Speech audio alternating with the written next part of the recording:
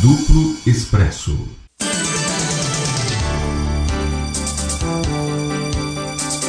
Estamos apresentando Esfera Pública.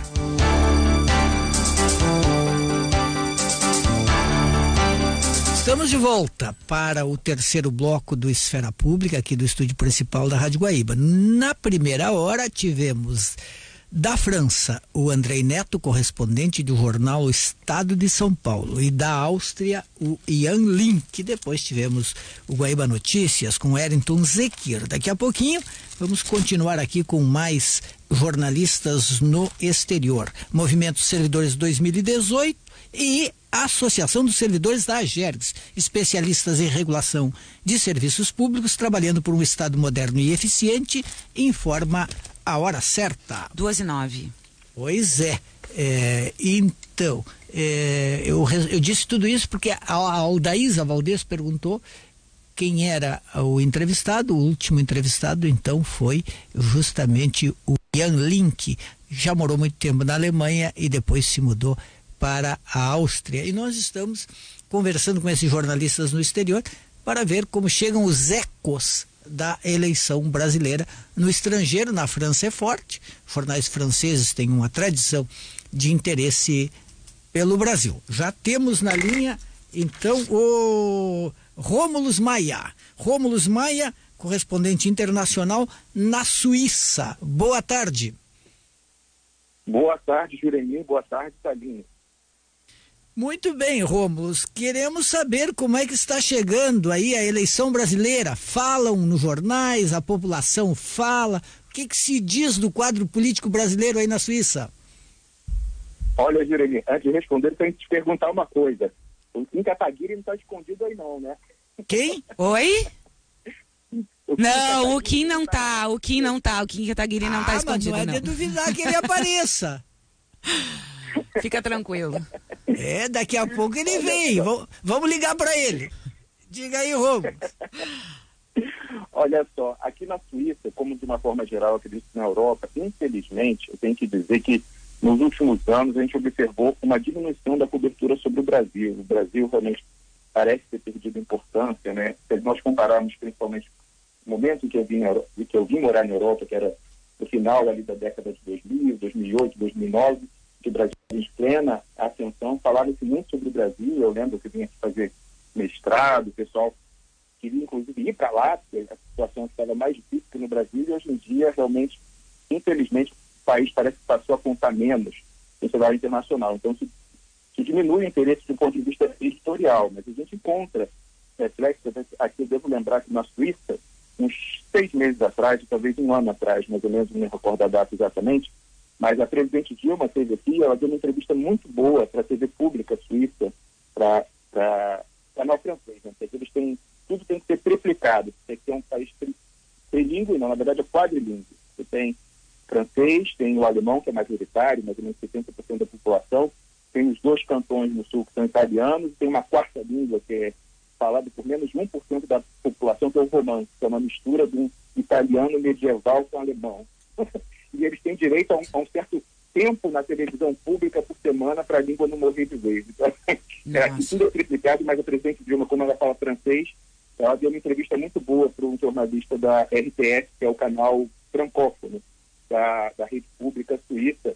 Então, mas de uma forma geral, eu diria que não há uma cobertura próxima. Em geral, os meios audiovisuais, e nisso, aqui na Suíça, eu sou francófono, né? Eu falo francês, alemão eu não falo. Apesar de morar na capital, Berna, que é, em tese, uma cidade francófona, tem uma área minoritária, quer dizer, germanófona. Ela fala alemão, tem uma parte minoritária que fala francês, mas, em geral, nessa área, aqui as pessoas costumam assistir mais a programação que vem da França, porque você não tem como competir com uma população pequena, então as pessoas costumam assistir mais a cobertura política que é feita pelos canais da própria França, da TV pública. Eu mesmo confesso que eu assisto mais a TV francesa, mesmo morando na Suíça, do que a TV local. Mas a cobertura audiovisual é muito superficial, em geral, reproduzindo conteúdos que já vêm dos próprios meios audiovisuais do Brasil, notadamente a Rede Globo. a gente encontra algum nível um pouquinho maior de complexidade, diversidade na imprensa escrita, né? Agora, Rômulo, tu mencionou que chega pouca informação em relação à eleição brasileira por aí, mencionou essa questão que tradicionalmente a questão de TV Globo e alguns veículos impressos se aprofundam um pouco mais. Agora, o que chega por aí? Chega a crise política, a crise institucional, chega a ascensão do Bolsonaro, a estratégia petista, os demais candidatos, o que efetivamente para alguém que mora na Suíça e tem interesse na eleição brasileira, o que essa pessoa consegue consumir?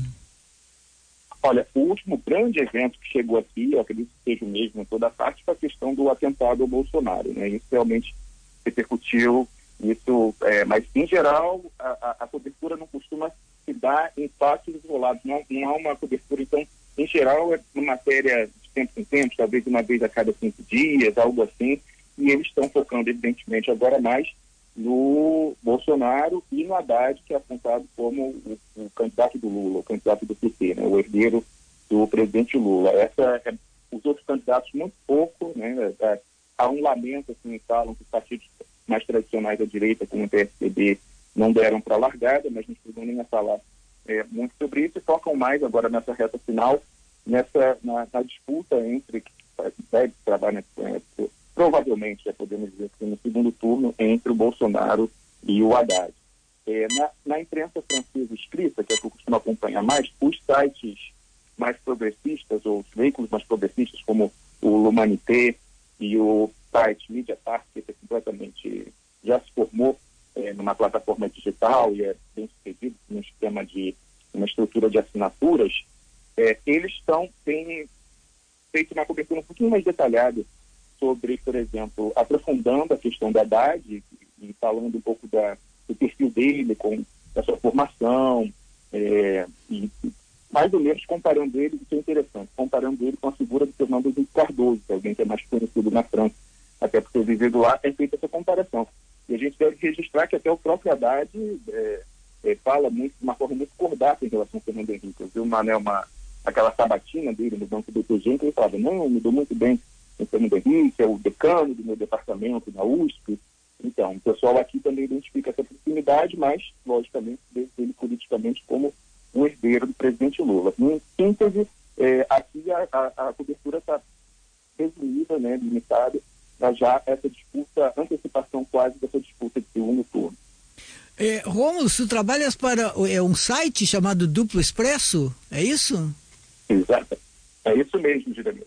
Conta para nós um pouquinho o que é o Duplo Expresso. Olha só, eu originalmente, não sou jornalista, eu sou advogado, vim aqui fazer mestrado na Espanha, depois eu vim morar na Suíça, onde eu faço meu doutorado em Direito Internacional, mas eu sempre tive uma convicção política progressista, à esquerda, e fiquei muito nervoso, estando distante, vendo a escalada do golpe no Brasil, a partir daquele pós-eleição, já em 2015, 2016, e aí eu comecei, por causa disso, a escrever artigos, primeiro como um mero comentarista lá no blog do Luiz Narciso, e aí ele começou a pegar os meus comentários que eu fazia e publicava como artigos independentes lá no blog dele. E aí com isso, depois ele me convidou para ter um blog lá, eu fui publicando bastante tempo, depois eu comecei a ter um blog meu independente, e aí eu, nos meados do ano passado, 2017, eu entrei em contato com o Wellington Calazans, que era do site O Cafezinho, que é um site também da Blogosfera Progressista, e eu comecei a primeiro participar como comentarista de política internacional no programa que eu tinha todas as manhãs, lá no Cafezinho, e aí depois ele me chamou para co-apresentar esse programa com ele.